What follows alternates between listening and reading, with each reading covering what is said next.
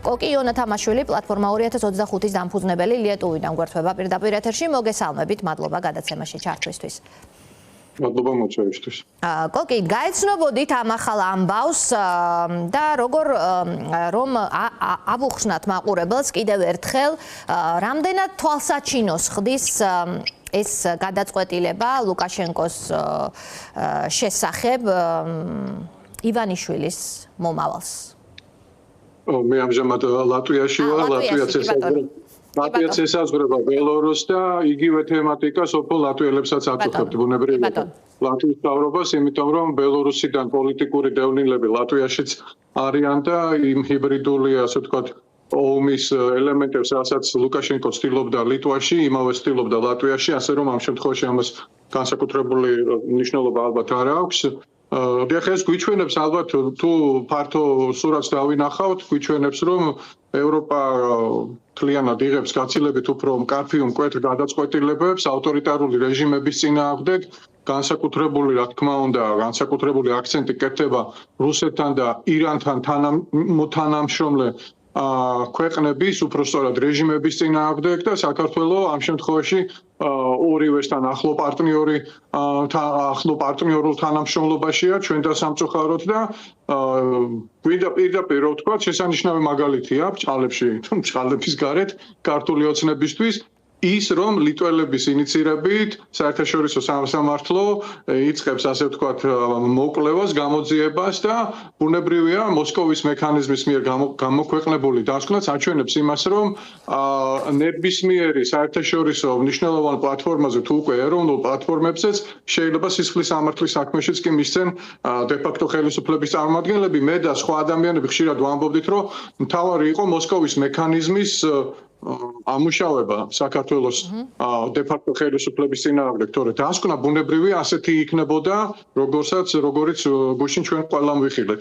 ეს არის ლუკაშენკოს მაგალითი, ეს არის მკაფიო მაგალითი, რომ იმ განცხადებების და რეზოლუციების მიღმა, რომელსაც ევროპელი პოლიტიკოსები იღებენ და რომელსაც ძალიან დიდი ფასი აქვს ყოველთვის, რაც არ უნდა ჩარლის ფასად ეძახონ კობახიძემ და მისმა სხვა თანამოაზრეებმა, ამის მიღმა უკვე კონკრეტულ მექანიზმებს ამუშავებენ, მათ შორის სისხლის სამართლის, ასე ვთქვათ, მექანიზმებს ავტორიტარული რეპრესიული რეჟიმების წინააღმდეგ და ეს ომები, რომელიც მიმდინარეობს, ამ ყველაფერს მხოლოდ აქტუალურებს, იმიტომ რომ არც ერთ შემთხვევაში პირდაპირ ვთქვათ, არავინ არ არის დაინტერესებული იმით, რომ ირანის მოსაზღვრედ, რუსეთის მოსაზღვრედ იყოს რეჟიმი, რომელიც თავის ხალხს ებრძვის, სადაც სტაბილურობა არ იქნება და რომელიც მხარს დაუჭერს ავტორიტარულ რეჟიმს იმისთვის, რომ უფრო რაღაცა მეტი მდგრადობა შეიძინონ და ამ მიზნით, რა ვიცი, ნებისმიერი ამ შეიძლება გააკეთოს, შეიძლება ორმაგი მოხმარების ნივთები მიაწოდოს, თქვათ, რუსეთს, შეიძლება იქ ნავთობპროდუქტების გაყიდვაში რუსეთს და ირანს მიეხმაროს და რაც მთავარია, ყველაზე უფრო მთავარი ჩვენ რასაც ხედავთ მოსკოვის მექანიზმის და რა კონტექსტის დევს ბელორუსის დე-ფაქტო ლიდერის წინააღმდეგ, ეს არის ის, რომ ადამიანის უფლებების რაღაცა ფუნდამენტურ დარღვევებთან გვაქვს საქმე. კი ბატონო და ძალიან ცხადი რომ იყოს მაყურებლისთვის, რის საფუძველზე იწყება ლუკაშენკოს წინააღმდეგ გამოძიება, რას ედავებიან ხომ რეალურად მას, ესე იგი სახელმწიფო პოლიტიკა ქონდა ისეთიო, რომ პოლიტიკურ ოპონენტებს ადეპორტებდაო, ამას ედავებიან, თუ ჩვენ შევადარებთ ხარისხს, რას ედავებიან ივანიშვილის რეჟიმს, აქ გაცილებით რთული ბრალდებები შეიძლება ამოვიკითხოთ, ხომ? მათ შორის ისეთი, როგორც შეიძლება იყოს საკუთარი მოქალაქეების წინააღმდეგ ქიმიური იარაღის შესაძლო გამოყენება. ეს ართულებს თუ არა კიდევ უფრო სურათს, იმიტომ რომ ჩვენ უნდა დავყოთ ხომ მოსკოვის მექანიზმის რეკომენდაციები. ერთი ნაწილი მიემართება ივანიშვილის რეჟიმს, შეასრულეთ, გამოასწორეთ, წაიღეთ უკან რეპრესიული კანონები, გაათავისუფლეთ პატიმრები და ასე შემდგომ და მეორე ნაწილი მიემართება საერთაშორისო საზოგადოებას, არის ეს მექანიზმები და აამუშავეთ. ეუბნება როგორც ჰააგის პოტენციური გამოყენების შესახებ საუბრობს, ასევე სხვა საერთაშორისო მექანიზმების, მათ შორის ეს თემა, რაც მე ვახსენე მოქალაქეების წინააღმდეგ ქიმიური იარაღის შესაძლო გამოყენების ნაწილი. მე როგორც პლატფორმა 2025-ის წევრი, სხვა ემიგრანტული ჯგუფები განსაკუთრებულ ყურადღებას ვუქცევთ სწორედ ქიმიური ნივთიერების, ტოქსიკური მავნებელი ნივთიერების გამოყენების საკითხს. ჩვენ ყისიერად მიმართეთ ორგანიზაციას, რომელიც წევრი საქართველოც არის, იმიტომ რომ შესაბამის კონვენციასთან არის საქართველოს მიერთებული, საუბარი მაქვს ქიმიური იარაღის აკრძალვის ორგანიზაციაზე და კონვენციაზე, რომელსაც ის დაეფუძნა. ჩვენ ვთვლით, რომ დასავლურ ქვეყნებს აქვთ სრული საფუძველი იმის, რომ ინიცირება გაუკეთონ საგამოძიებო კომისიას. ჩვენ გქონდა ძალიან აქტიური კომუნიკაცია, მათ შორის ლატვიის პარლამენტის თავმჯდომარესთან, მათ შორის ბუნდესტაგის წევრებთან. შეხვედრების დონეზე მომავალი კვირიდან, უკვე მომავალი კვირიდან სოფო განახდება ეს ჩვენი კომუნიკაცია და თუ სურვილი გექნებათ ამ დინამიკას, რა ვიცი, რომ თვალი ადევნოთ, შეიძლება სხვა ემიგრანტული ჯგუფებიდანაც გამოგეხმაურონ თქვენ და მისცეთ მათ ორი სიტყვის თქმის საშუალება, იმიტომ რომ ეს ძალიან მნიშვნელოვანია და იმ ყველა დანაშაულის მიღმა, რაც ქართულმა ოცნებამ ჩაიდინა, ის რომ მათ ესე იგი საკუთარი მოქალაქეები გაწირეს ტოქსიკური ნივთიერებით მოწამვლისკენ, ხო, ეს ცალკე იქნება აუცილებლად და ამასაც მივახცევთ. ჩვენ აქცენტს ვაკეთებდით იმაზე, რომ ნებისმიერ წევრ ქვეყანას აქვს ინიცირების საფუძველი, საშუალება, მაგრამ ძალიან მნიშვნელოვანი, ხომ? აი ჩვენ ლუკაშენკოს მაგალითზეც ვხედავთ, რომ ინიციატორი იყო ლიეტუვა, მიუხედავად იმისა, რომ რომის სტატუტის, რომის წესდების წევრი არ არის ბელარუსი. ამ შემთხვევაში საქართველოს საკითხში უფრო მარტივად არის საქმე. ჰააგას თუ შევეხებით, თქვენ კი სხვა მექანიზმზე საუბრობთ ამ შემთხვევაში, მაგრამ საქართველო არის რომის სტატუტის წევრი და ყავს წარმომადგენელიც, ხომ, სასამართლოში. შესაბამისად, ეს საკითხი თქვენ ახსენებთ ამჯერად ქიმიური მოწამვლის გამოძიების საერთაშორისო გამოძიების საკითხს, სადაც ასევე ნებისმიერ წევრ ქვეყანას შეუძლია მოითხოვოს ეს. ანუ მანდ რაც ხდება კონტექსტი ჩემი აზრით, ჩემი ხედვით რო დავინახოთ, არის ის, რომ ჩვენ აქცენტს ვაკეთებდით სოფო იმაზე, რომ საჭირო იყო რაღაც გარკვეული საქართველოს ხარდამჭერი კოალიცია, თუნდაც არაფორმალური, რომელიც სხვადასხვა საერთაშორისო პლატფორმებზე ამ საკითხს დააყენებდა. იმიტომ რომ, ისე რომ ვთქვათ, პირდაპირ ხშირად ქვეყნები ოდნავ ერიდებიან საერთაშორისო კრიზისის ცალკე დაწყებას, თუ ეს მათ უშუალო საზღვართან არ ხდება, როგორც აი ახლა ლიტვა, ბელორუსიის შემთხვევაში მოხდა და მით უმეტეს თუ მათ იციან, რომ სხვა ქვეყნებში ანალოგიური განწყობა იქნება. ამიტომ ჩვენ რაღაც ქვეყნები მოვნიშნეთ კიდევაც პირობითად, პირველ რიგში ბალტიური და სკანდინავიის ქვეყნები, გერმანია და გაერთიანებული სამეფო და ჩვენ ვხედავთ, რომ დინამიკა ამათგანაც მოდის, თუმცა ყველა ქვეყანას დიდი პატივისცემა, რომლებიც თუნდაც მოსკოვის მექანიზმს შეუერთდა და თუნდაც არ შეუერთდა, ჩვენ ნებისმიერი მხარდაჭერისთვის ბუნებრივია მზად ვართ და ბუნებრივია მოხარულები ვიქნებით და ჩვენ უბრალოდ იმის თქმა მინდოდა, რომ კი, თქვენ რაც კონტექსტი იყო, რომის სტატუტის, ესე იგი რომის წესდებაც ალბათ მათ მოუწევთ გამოსვლა მართლა ქიმიური აკრძალვის, ასე ვთქვათ, კონვენციიდანაც შესაძლოა გამოსვლა მოუწიოთ, ანუ ერთ-ერთი გადაწყვეტილება მათი შეიძლება ეს იყოს, ანუ ეს ისეთი დონის იზოლაცია, რასაც ივანიშვილის რეჟიმი ვერ გაუძლებს, იმიტომ რომ მოსკოვის მექანიზმის ფონზე ეს ყველაფერი ნიშნავს, რომ სანქციები მათ წინააღმდეგ იქნება ძალიან რეალური და თუნდაც აი ხა კიდევ სხვა თემა რო ჩავთოთ, პროპაგანდისტული მედია ტელეკომპანია იმედი რო დაასანქცირეს, ეს ხო აბსოლუტურად უპრეცედენტო შემთხვევა იყო, ხო, კერძო კომპანია, კერძო ტელეკომპანია დასანქცირდა იმ დონეზე, ასე ვთქვათ, რა ვიცი, არა ადამიანურად, ანტიხუმანურად იქცეოდნენ, რომ ასეთი გადაწყვეტილება მიიღეს ბრიტანელებმა. ამ სანქციების მონიტორინგი თუ მოხდა და ჩვენ როგორც ვეძახით და როგორც არის ვთქვათ, დამკვიდრებული ამერიკული სანქციების და გამო, რომ მეორადი სანქციები თუ დაწესდა იმ პირობების მიმართ, ხო? აი ეს ჩამოანგრევს მარტო ამ სისტემას. აქედან გამომდინარე, მე ვხედავ, რომ ის ასე ვთქვათ, ეფექტური პოლიტიკური ზემოქმედება, რაც ჩვენ დასავლეთიდან გვინდოდა, აი კარს არის მომდგარი. კარს არის მომდგარი და ეს არის იმ ხალხის დამსახურება, ვინც რუსთაველზე დგას, იმ ხალხის დამსახურება, ვინც ციხეში არიან და თქვენი ჟურნალისტების დამსახურება და მე როგორც საქართველოს მოქალაქე, ერთმა ემიგრანტმა მინდა მადლობა გადაგიხადოთ თქვენ ამისკენ და ის რომ ჩვენ ხო ყველამ ვიცოდით, ხო აი ამის თქმა მინდოდა თავიდან მოსკოვის მექანიზმში რაც დაეცა, ჩვენ ხო ვიცოდით, რომ ამ ადამიანებმა, ქართულმა ოცნებამ დაგეგმა პირდაპირ ეს ასე ვთქვათ, მოქალაქეთა წამება, როგორც ევროსაბჭოს წამების პრევენციის კომისიაშიც ეწერია, აი პატერნები შექმნეს, მოდელები შექმნეს, როგორ უნდა ეწამებინათ, იქ სამკედრე ნიშნები მოაშორეს, წაახალისეს, კი არ დაიჭირეს, წაახალისეს ის ხალხი, ვინც ჩვენთვის იყო მეტნაკლებად ცნობილი, რომ თუნდაც გარკვეულწილად იღებდნენ მონაწილეობას და აი ამ ყველაფრის ფონზე მივიღეთ ის, რაც უნდა მიგვეღო, ხო?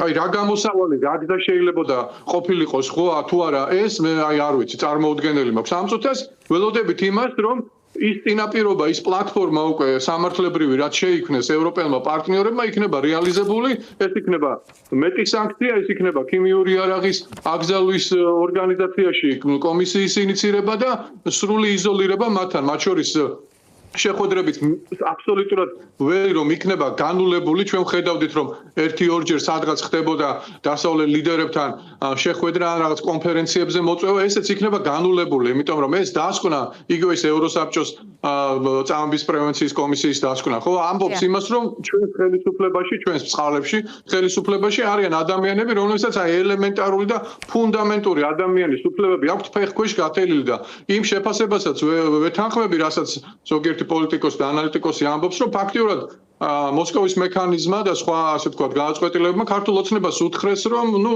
ისინი ვერ შეასრულებენ ფაქტიურად ეუბნებიან რომ უნდა გაუქმდეთ, ხო? იმიტომ რომ ეს ქმნის მათთვის ეს არ არის რაღაცა საგეგმზელოსავით ნათქვამი.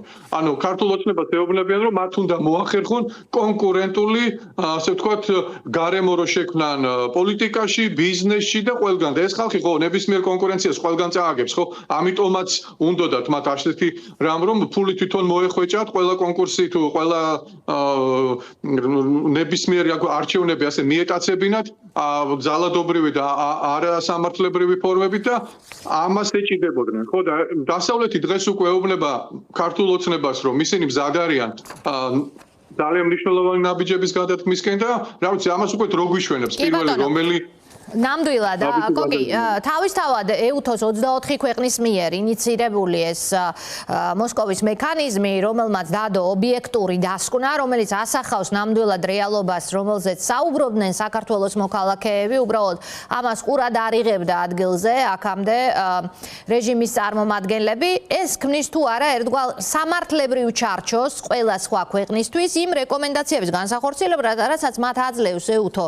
მაგალითად, თქვენ ახსენეთ სანქციების დაწესება, ანუ ჯერ მონიტორინგი, რამდენად შეასრულებს რეჟიმი ამ წაყენებულ მოთხოვნებს, იმიტომ რომ ეს არ არის ქართული ოცნების შიდა საქმე, როგორც დღეს გვთავაზობდა ამ ფორმულირებას მაგალითად კალაძე ან სხვა ლიდერები, რომ ეს შიდა საქმე, ეს არ არის შიდა საქმე, როცა საქმე ეხება წამებას ადამიანების, ეს არის კაცობრიობის წინაშე ჩადენილი შესაძლო დანაშაული და თუ ქვეყნის შიგნით ვინმე გამხეცდა და ადამიანები მიყავს წამების ზღვარზე და აწამებს პირდაპირ, არის საერთაშორისო მექანიზმი, სადაც შეიძლება ადამიანმა რომლითაც შეიძლება დაიცვა მოქალაქეები. ეს ხომ არ არის სადღაც ქვის ხანა, ეს არის საერთაშორისო საზოგადოების მიერ შექმნილი მექანიზმები კაცობრიობის განვითარებასთან ერთად.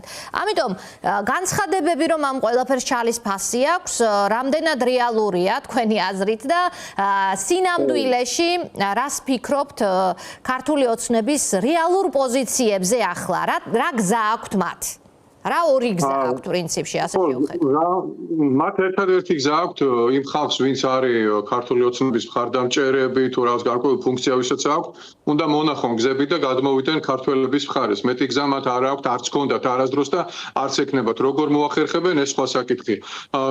უფრო ფორმალურ მხარეს რო დაუბრუნდეთ, ჩვენ ვიცით, რომ ევროკავშირის წევრებს პრინციპში დაწესებული აქვს მხოლოდ სავიზო შეზღუდვები, მათ შორის ჩვენს ალბათ გამორჩეულ მეგობრებს ბალტიის ქვეყნებიდან, რაც იმ რეჟიმის პირობებში, რაც ჩვენ გვაქვს, არ არის ეფექტური, პირდაპირ რო ითქვას, ამას ბუნებრივია ჩვენ პირდაპირ კომუნიკაციაშიც ვეუბნებით და არ არის საკმარისი, ხო? ევროკავშირის ქვეყნებს გარკვეულწილად საგარეო პოლიტიკის კომპონენტია ეს სხვა ქვეყნის მოხელეების თქვა დასანქცირება, ხო? ევროკავშირის ქვეყნებს ეს საკითხი დელეგირებული აქვთ ევროკავშირისადმი. ამიტომ თქვა ჩვენ როდესაც მივდივართ რომელიღაც ქვეყანასთან დაასანქცირებთ, სალკე ისინი გვეუბნებიან, რომ ჩვენ უფრო გვირჩევნია ევროკავშირის რა თქმა უნდა გაერთიანებული პოლიტიკის საფუძველზე მივიღოთ ეს გადაწყვეტილება. რაც იყო გარკვეულწილად პრობლემური, ხო? მაგრამ ამ შემთხვევაში უკვე ისეთი ფაქტებია დადებული, ხო, რომ აი ამ ცალკეულ ქვეყნებს თუ კონსენსუსი არ შედგა საერთო ევროკავშირის შიგნით სანქციების და არა ისეთი სანქციების, როგორც სავიზო შეზღუდვები, არამედ უკვე ძალიან სერიოზული, უფრო დამაზიანებელი სანქციების, ფინანსური და სხვა სანქციების, ხო? ჩვენ ახლა გვაქვს გაცილებით უფრო მეტი საშუალება, უბრალოდ ჩვენ პარტნიორებს, ხო? იმიტომ რომ თუ იქ რომელიღაც ჰიპოთეტიური სლოვაკეთი თუ უნგრეთი წინააღმდეგი იქნება, კი ბატონო, მაგრამ მეორე მხრივ საქმე გვაქვს კაცობრიობის წინაშე ჩადენილ დანაშაულზე, რაზე რეაგირებაც დასავლელ პოლიტიკოსს უნდა კონდეს.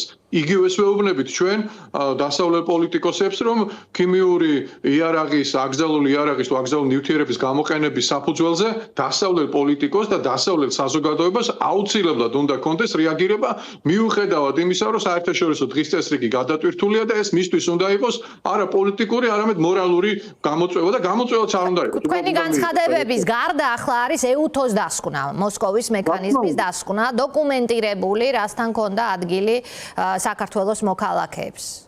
რა თქმა უნდა, ეს ძალიან აძლიერებს იმ ჩვენ ყველა ნარატივს და როდესაც ჩვენ მე მქონდა ჩემ მეგობრებთან ერთად გერმანიაში მცხოვრებ ქართველებთან ერთად ასევე ლატვიაში მცხოვრებ ქართველებთან ერთად პარლამენტარებთან შეხვედრებიდან ასე ჩვენი პარტნიორები ამბობენ, აი მათ ზუსტად ეს აინტერესებთ, ეს შეფასება აინტერესებდათ, როგორც ვთქვათ, სუფთა სამედიცინო მიმართებით, ასე პოლიტიკური მიმართებით ზუსტად რა მოხდა, სად შეიძლება იყოს ის ასე ვთქვათ დანაშაულის ფრაგმენტები ასახული რომელ გადაწყვეტილებებში და ზუსტად როგორ განხორციელდა ეს ადამიანების მოწამლა. ამდენი კითხვა რო დაისვა, ეს უკვე ჩვენ თვლით და ესეთი ავტორიტეტული პლატფორმების მხრიდან, ხო? ეს უკვე არის აბსოლუტურად საკმარისი, რომ ქიმიური იარაღის აკრძალვის საერთაშორისო ორგანიზაციამ მოკვლევა დაიწყოს. და მე როგორც სათულოცნებას გადასაწყვეტი ექნება ითანამშრომლოს მათთან, თუ არ ითანამშრომლოს და პოლიტიკურად ერთიც და მეორეც მისთვის იქნება დამაზიანებელი კი არა, დამანგრეველი. კი ბატონო, პოლიტიკური განცხადებების მიღმა ეხა გასაგებია, რომ ქართული ოცნების მოლაპარაკებები თავები ცდილობენ, რომ რიხი შეინარჩუნონ პოლიტიკური, მაგრამ თუ ნახავთ რა უპასუხა მყისიერად და კომენტარი ერთვის ამ ანგარიშს ქართული ოცნების მთავრობის საპასუხო კომენტარი, იმიტომ რომ ისინი ჩააყენეს საქმის კურსში, რა დასკვნა იდებოდა მათ შესახებ. აქ საუბარია ასეთი რამ, სრულიად ასეთ რამეზე ანგარიში შეიცავს რეკომენდაციებს, რომლებიც სცდება მოსკოვის მექანიზმის მანდატსო, ამბობენ, მათ შორის მოწოდებებს სხვა საერთაშორისო ორგანიზაციებისა და სახელმწიფოების მიმართ იმოქმედონ საქართველოს წინააღმდეგ. გასაგებია რა აწუხებთ ყველაზე მეტად ახლა მათ, თორემ მათ დამი მოწოდებები რომ უკან წაიღეთ კანონები და პატიმრები გაათავისუფლებთო რომ არ აწუხებთ, ეს გასაგებია. ყველაზე მეტად ეს ნაწილი ეტკინათ, როგორც ჩანს. მას შეძლოთ ეთანამშრომლად უფრო აქტიურად, ანუ ექსპერტის დაენიშნათ, ამაზე უარი თქვეს, იმიტომ რომ იცოდნენ, რომ თეთრზე შავს ისინი ამბობენ იმედზე, ხო, მაგალითად და ჩვენი ხმა არ ესმით, თქვენი ხმა არ ესმით. ეხლა იქ უცხოელ ექსპერტთან თეთრზე შავს ვერ იტყოდნენ, ამიტომ ექსპერტი თვითონ არ ჩართეს და შემდგომ ეხლა შორიდან უპირისპირდებიან და მოსკოვის მექანიზმის ნებისმიერი დასკვნა წინადადებებით და რეკომენდაციებით სრულდება. თუ რაიმე სხვაგან ვერ ამოიკითხეს, იმიტომ ვერ ამოიკითხეს, რომ არასაომარ მდგომარეობაში მყოფ ქვეყნის მიმართ ასეთი მძიმე დასკვნა არ დაწერილა და ამიტომ უკვირთ, რომ იქ სადღაც რამე თუ ვერ ნახეს, თორე ყველა დასკვნაში არის რეკომენდაციები და წინადადებები, თვითონ ეს ავტორები რას ფიქრობენ იმ სამუშაოს შემდგომ, რაც მათ უკვე ჩაატარეს. ამიტომ ეს არის წინადასკვნები მოსკოვის მექანიზმი, რომელი ქვეყნების წინააღმდეგ იყო და ვის წინააღმდეგ იყო ამოქმედებული? ხო, ასე. ხო, დიახ, ანუ ფაქტურად ყველა არის, ბოლო მაგალითები რაც არის ბელორუსი, რუსეთი, იგივე რა წინადადებებიც არის, მაგალითად პუტინის წინააღმდეგ, ანუ პუტინს ედავებიან ბავშვების გატაცებას, უკრაინელი ბავშვების გატაცებას, ადამიანების, ქალების, ბავშვების წამებას და აი ამათ გვერდზე მოხდნენ აი ეს ყობახიძე, პაპუაშვილი და აი საქართველოს მოღალატეები და აი ეს რაღაც გარკვეულწილად უკვირთ თითქოს და თუ ესე უნდათ მოგვაჩვენონ და აბსოლუტურად არაფერი ხეს გამორიცხულია ეს ხალხი, ვინც შეადგინა ექსპერტი და მისი გუნდი, ხო? ეს ხო პოლიტიკოსები არ არიან, ეს არის სამართლის სპეციალისტები პირველ რიგში და ეს არის პოლიტიკისგან სრულიად დაცლილი სამართლებრივი დოკუმენტი და ამიტომ ეხლა რაღაც ქართული ოცნების, რა ვიცი, რაღაც ჭმუნვები არის სასაცილოს კი ამ შემთხვევაში.